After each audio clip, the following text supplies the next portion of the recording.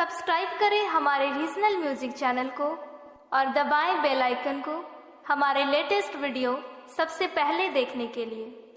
इस गीत को प्रस्तुत करते हैं डीजे मितेंद्र बैगाटोली और डीजे शकील कोटम, गायक मिथिलेश नायक आवाज में। सबके प्यार मिलेला खुशी से, मगर दिल टूट जाला रे।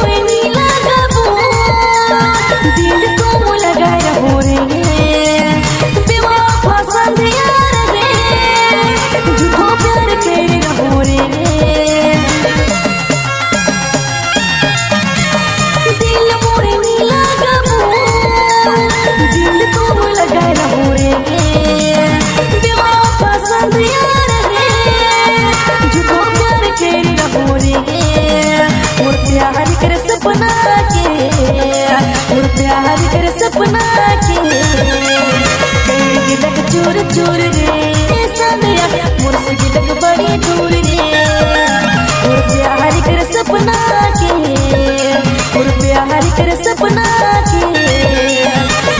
गिलक चोर चोर रे सनिया मोर से गिलक बड़ी दूर रे।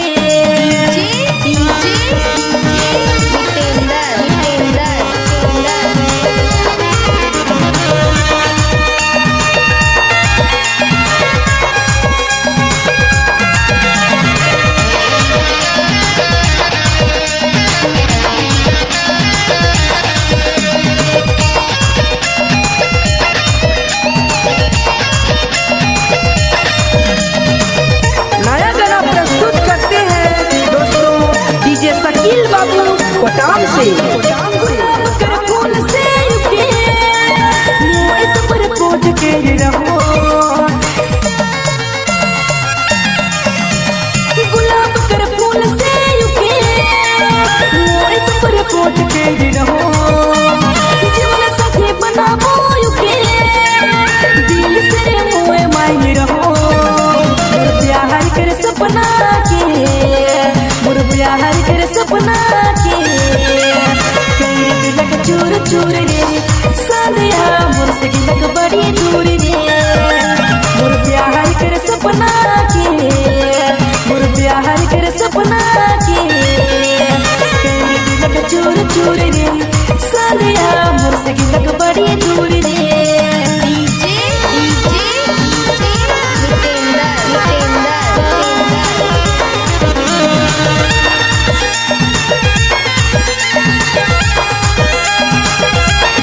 नया गाना प्रस्तुत करते हैं दोस्तों डीजे शकील बाबू कोटाम से।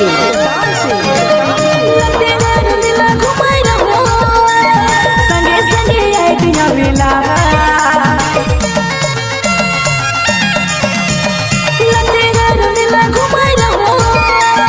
संगे संगे आए बिना बेला। कले तो बुला ले मुके सोच के दिल रोज का बेला। प्यार कर सपना के, मोर प्यार कर सपना के। गिलक चोर चोर रे सादिया मोर से गिलक बड़ी दूर रे, मोर प्यार कर सपना के, मोर प्यार कर सपना के। गिलक चोर चोर रे सादिया मोर से गिलक बड़ी दूर रे। दिल में प्यार जगाने में समझा और अच्छा के काल बुला रहे, मोर दिल की तो चीर गिराई कर दिले बेवफा।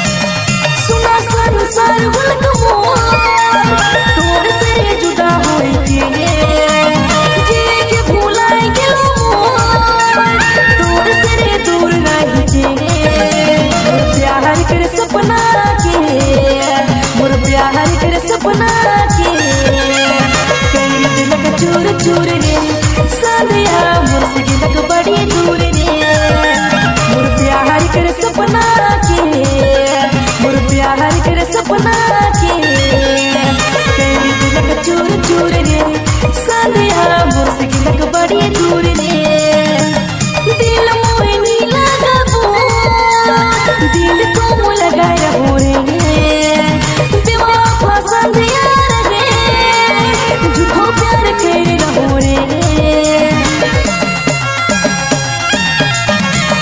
दिल मोहे नी लगाबो दिल को मु लगा रहो रे बेवफा संदिया रे झूठो प्यार कर रहो रे मोर प्यार कर सपना के मोर प्यार कर सपना के कई गिलक चूर चूर रे सादिया मोर से गिलक बड़ी दूर रे मोर प्यार कर सपना के मोर प्यार कर सपना के कई गिलक चूर चूर रे सादिया मोर से गिलक बड़ी दूर रे मोर प्यार कर सपना के मोर प्यार कर सपना के कई दिलक चूर चूर रे सादिया मोर से गिलक बड़ी दूर रे डीजे आनंद चुगली चौक लगाते हैं नए गानों की प्रस्तुति सुन रहे हैं आप।